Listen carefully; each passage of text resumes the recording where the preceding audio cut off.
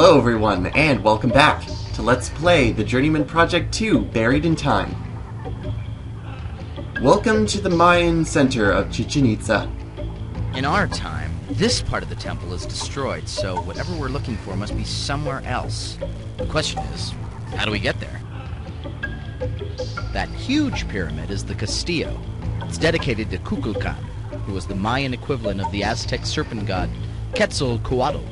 The structure behind it is the Temple of the Warriors. An interesting thing about El Castillo is that it was built on top of a smaller, older pyramid. In fact, some of the other Mayan pyramids have been built over the previous pyramid as many as 6 times, with the old temples still remaining underneath. I would guess that we're standing on the High Priest's grave pyramid. Historians have theorized that before it was a tomb, it was used for some other ceremonial purpose. So this episode is going to be a little bit shorter, but there's going to be a lot of comments from Arthur, which probably will make it as long. We're not going to be actually doing anything in this time period specifically, except for collecting a couple of items that we need for other time periods in order to get them done expediently. Ah, the pelota field. The Maya played a game which was kind of a cross between basketball and soccer. Without using their hands or feet, they'd have to knock a hard rubber ball through a slightly larger stone hoop as high as 30 feet off the ground. No such thing as sore losers, mainly because the losers were decapitated. Overlooking the ball court is the Temple of the Jaguars, which also function as box seats for the royalty. If you remember, there's a human presence in this place. We're gonna meet him. I wouldn't suggest walking down there. The Maya weren't known for their hospitality. Come on, though. They don't know where I came from.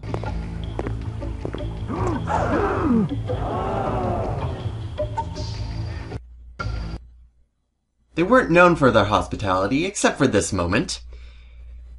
Yeah, reality distortion wave we caused for going down there. Look at that. Like, at first I thought that was just perspective mess up, but no, that is a statue. Blatantly disregarding warnings that he was approaching primitive peoples, Agent 5 proceeded into a populated area of Chichén Itzá. We wouldn't know that because none of the people are actually shown up in the game. Upon seeing such a strange being, the natives immediately dropped to their knees in homage to the god that came from the pyramid. Agent 5 decided to stay a while. Until, the TSA probably came to get him. But then again, yeah, if it was a reality distortion wave, the TSA would have probably caught it and brought him in. And then we definitely wouldn't be able to clear our name. So I'll see you back at the steps, when we aren't a god. Okay, back at the steps, we are not a god. I am honestly not that very versed in Mayan mythology, so Arthur's pretty much carrying me through information here. There's also this interesting piece. I think this relief is depicting a lower priest or supplicant to the priesthood, making an offering to the water god. Now, if I'm not mistaken, that symbol represents a cave inside a mountain. The Toltecs believe that the Underworld was entered through a cave. He's probably going to be interchanging Mayans and Toltecs, because that was the tribe. They were called the Toltec Mayans. Now, this is where we're going to start getting our use out of the translate biochip, but it's not going to translate anything at this point. So let's keep moving around and see our surroundings. It certainly is an interesting place. Now, you can get the same depth pretty much from any staircase that you go down. That circular building is the Caracol, which means snail. The Maya built it as an astronomical observatory. They'd line up the sun and moon through rectangular slits in its walls to identify important days like the summer and winter solstices. Behind the observatory is the Casa de las Monjas, or nunnery. Now, of course, there's always pictures. We're on the High Priest's grave, so of course there are going to be pieces like this. Gage, look at this. This is a representation of one of the 9 trials of the Underworld. That's definitely Tezcatlipoca, the Toltec god of war. The legend says that when a person died, their soul would have to travel through 8 levels of the Underworld en route to the Deadland. On each one, they'd have to pass a trial given by the god that ruled that level. After passing all of the trials, they'd be allowed into the Deadland, where they spend eternity without joy or suffering. The only thing I can really do is compare it to other pieces that I know of. Like, he does mention that there's 9 levels. It kind of reminds me of Dante Alighieri's work, where there are 9 circles of hell. This is a little hard to see, but I think it's a depiction of a ceremony. It looks like a priest or supplicant is making an offering to a god. But that's pretty much all I can see as well. It's not very high resolution. Of course, there's the caracol and the nunnery out back. There we go. That square building over there is the Casa Colorada. Historians believe it was the house of the high priest.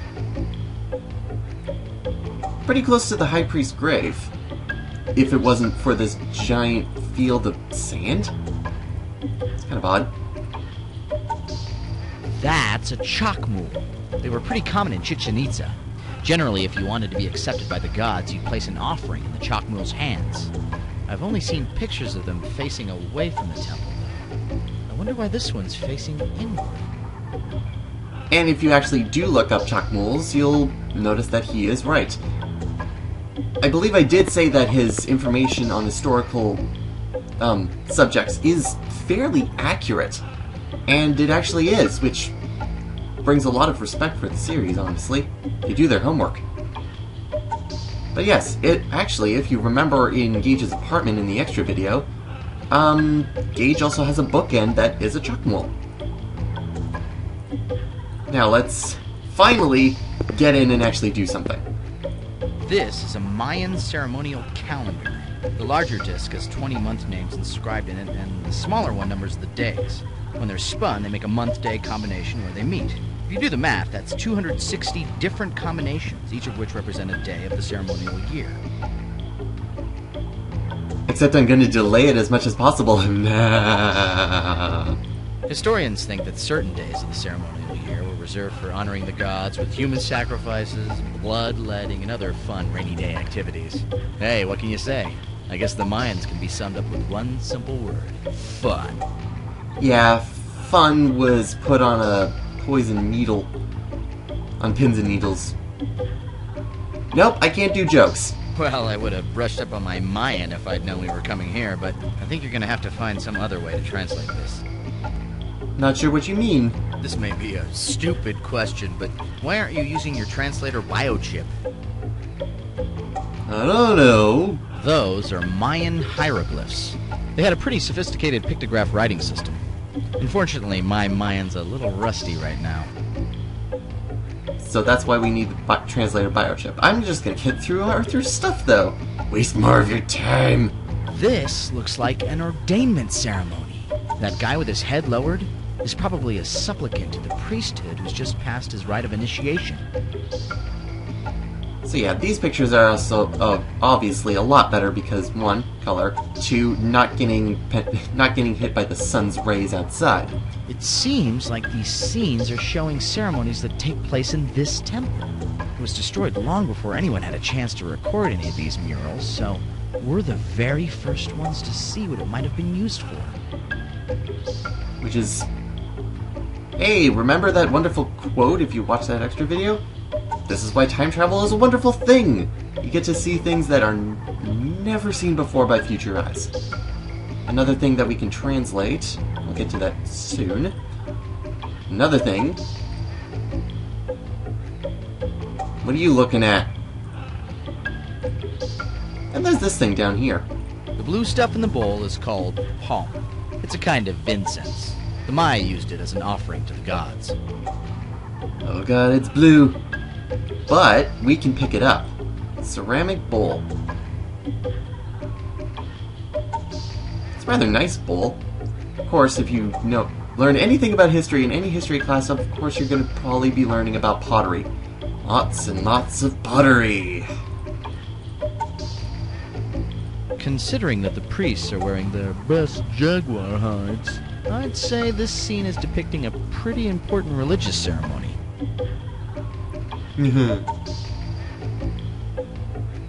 Now, of course. Now let's actually get some use out of our translator biochip. Simply, all you have to do is activate it and hover over what needs to be translated, and it will translate up on top here. The holy vessel contains the breath of Itzamna. To touch the holy vessel is to become the vessel of the word of Itzamna. This is actually an important thing for the end of this time zone, so remember it. Homage must be paid to the 4 lords of the night before the layman is allowed to touch the holy vessel of ordainment. The Chakmol grants entrance to the Underworld only on sacred days, which are over here. The goddess of birth, rain, purification, maize, corn, wealth, earth, war, fire, and death. So here is what the puzzle is. Let's deactivate this and actually put up Arthur once again. The Chakmul grants entrance to the Underworld only on sacred days. Well, the statue is a Chakmul, but how do we know if today is a sacred day? What happens to us if it isn't? Sacred days. Maybe setting the calendar will trigger something. So let's look at this further. Again, put down Arthur and put up the Translate Biochip. Activate it, and what you're able to do is actually look at what is properly set on the calendar. Right now it's 4 and tree. It's actually very easy to tell what the numbers are, because 1 dot, 2 dot, 3 dot, 4 dot, pretty much that. And then when you have a line, it's 5. So then it continues onward. But then if you keep spinning this one, you get each pictograph, which gives us death, or wind, or grass, pretty much like that. So the puzzle is, if I come back out here, if we look back up the dates, in order to get entrance to the next part of this time period, what we have to do is put up a specific time that is a sacred day, offer the ceremonic... Yep, I just said that word. Ceramic bowl, offer it to the Chakmul, and if it's correct, you'll get entrance. But what happens if we don't? Arthur mentioned this. We don't know what happens if it doesn't. So let's see. It's at 4 grass right now. Is that a sacred day? Let's see. Let's just go through here. Nope. Okay. What if it isn't a sacred day and we offered something? See if Arthur says anything. Nope. Okay. Ceramic bowl. Offer.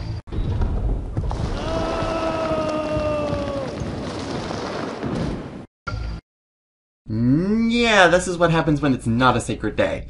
Really nice picture. I still look at it really nice, although the hands look a bit like they're not attached to the wrists.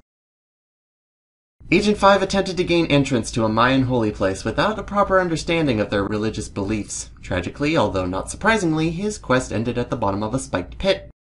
The next of kin had been notified. We've already used 14 hints right now, so we're minus 700. Look at all that research. We're half research. That research actually came from watching the INN News Network stories.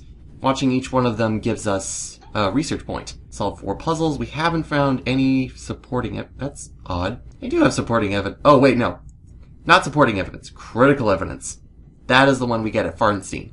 The scoring system is very easy because, of course, it's just simply calculated. I believe the max score you can get is 15,000. But anyway, I'm just rambling on. Look at the skeleton. I'll be right back.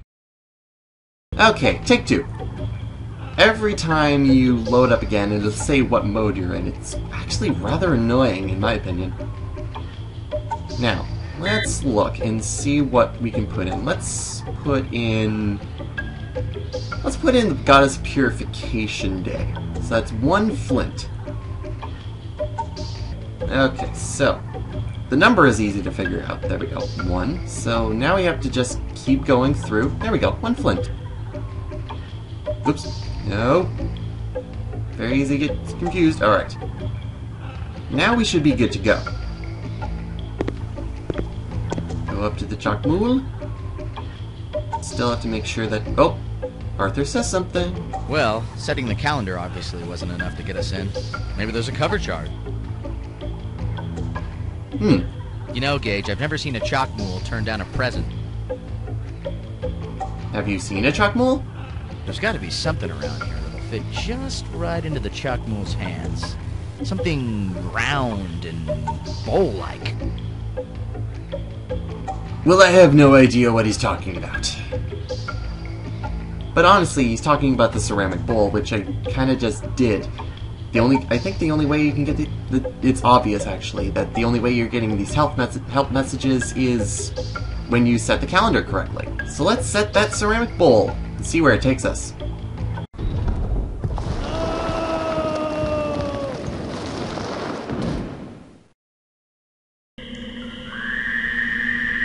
Well, we're in someplace bleak. I knew that archaeologists found a series of natural caverns underneath this pyramid, but I don't think anyone's ever been able to figure out what they were used for. The Maya believe that the underworld was entered through a cave, so it's a good bet that that's what this place represented to them. Judging from what we've seen, I'd say that this is some sort of proving grounds, probably for supplicants to the priesthood.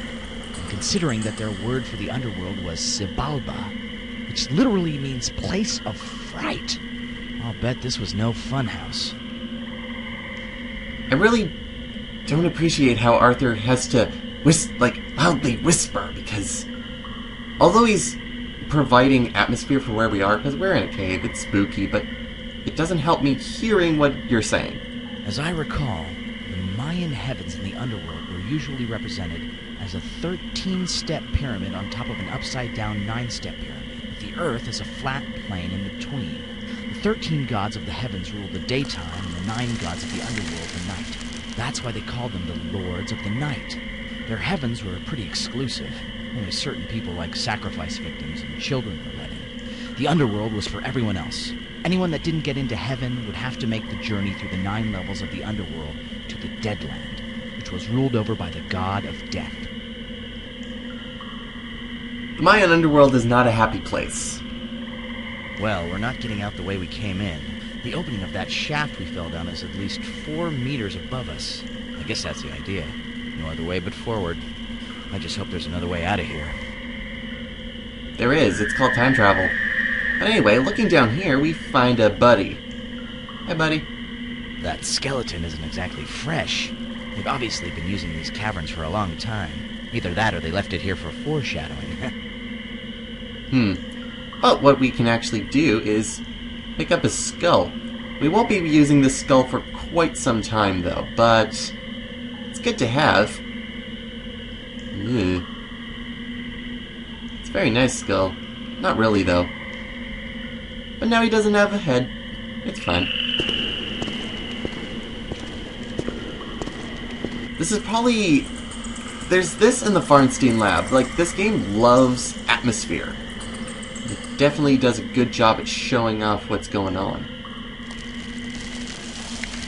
Now, guess where the item is, because it's really hard to see compared to all of the earth tones here.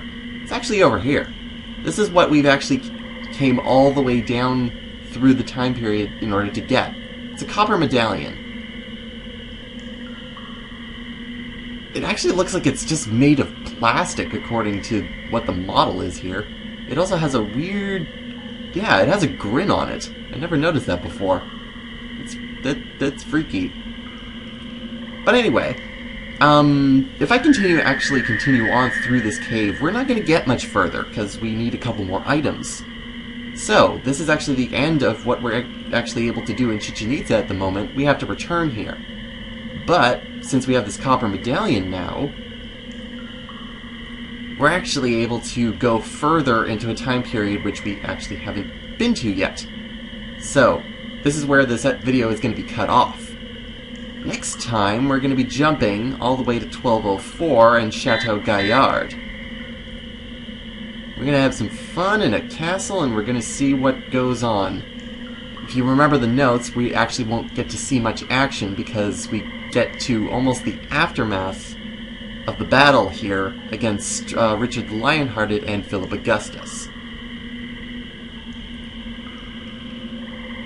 There will be a human presence, and of course we are going to see them. Actually, actually can't be avoided sometimes. But you'll see what I mean next time. See you next time, everyone!